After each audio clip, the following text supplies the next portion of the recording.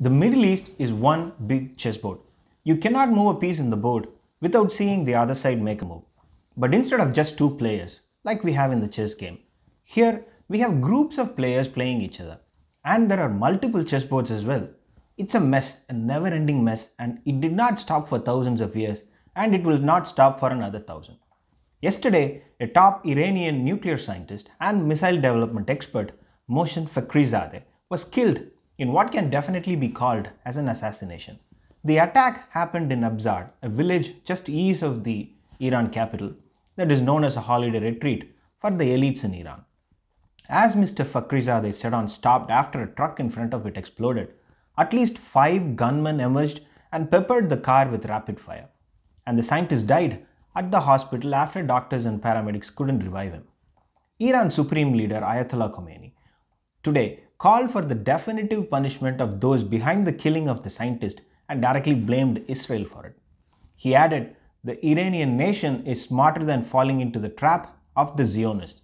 They are thinking of creating chaos."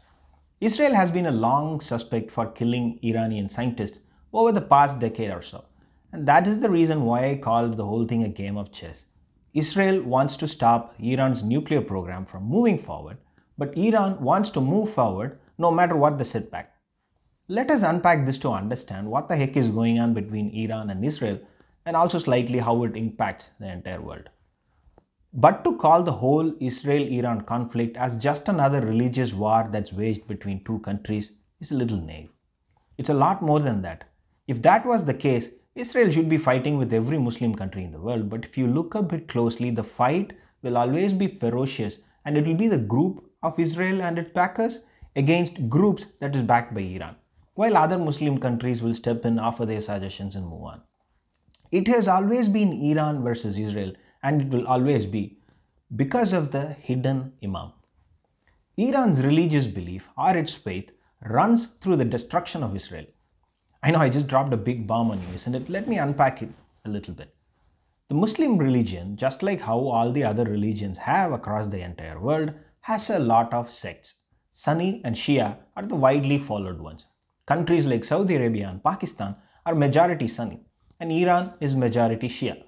According to the Shiite Islamic theology called Twelverism, it is a messianic faith that at the end of the world, a hidden imam will appear in the middle of a violent struggle. The hidden imam is the 12th imam of Shiite Islam, who Muslims believe will appear to bring peace and justice on earth and put an end to tyranny. The top leaders of Iran believe that it is their responsibility to clear the path and prepare the ground for the imam to appear. And Al-Aqsa Mosque plays a major role in their faith in the hidden imam. This is the Al-Aqsa Mosque located in the Temple Mount in Jerusalem. Take a moment to observe the importance of this mosque from this short clip. I will see you after the clip to talk about foreign policy implications of the last 48 hours in the Middle East.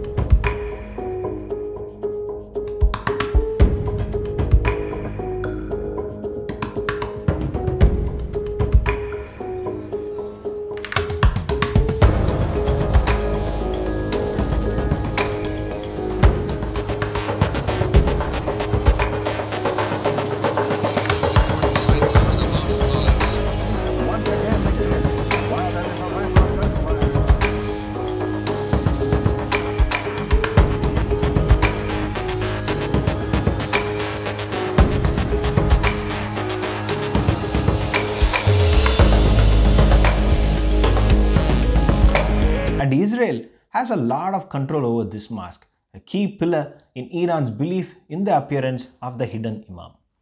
That's when you hear statements like the following from the top leaders of Iran, then it all starts to make sense.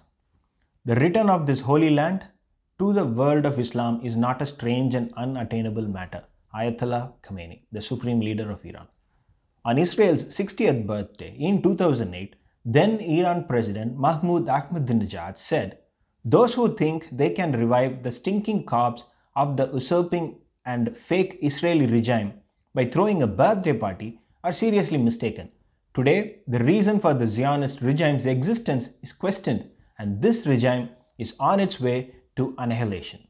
Now, juxtapose what the then president of Iran said about annihilating Israel on top of Iran's need to get the nuclear capability, then you will understand the fear of Israel and why they so badly want to stop it from moving forward.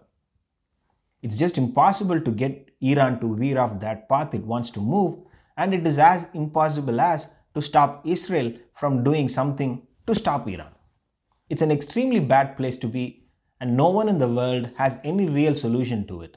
Now, it's obvious the moment any scientist or a top leader in Iran gets assassinated, the eyes of suspicion naturally turn towards Israel.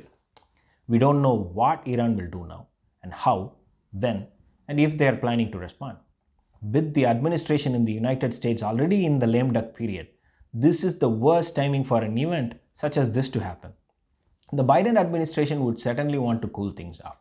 And that may be the reason why both Israel and Iran want to push things to the next level and see where the next administration is. Think of it like a warning shot from both the countries, asking Biden, hey, welcome Mr. Newly minted president. What are you going to do now? Which side you are on and what's your plan to deal with us? Thanks for watching. If you like the content, please subscribe.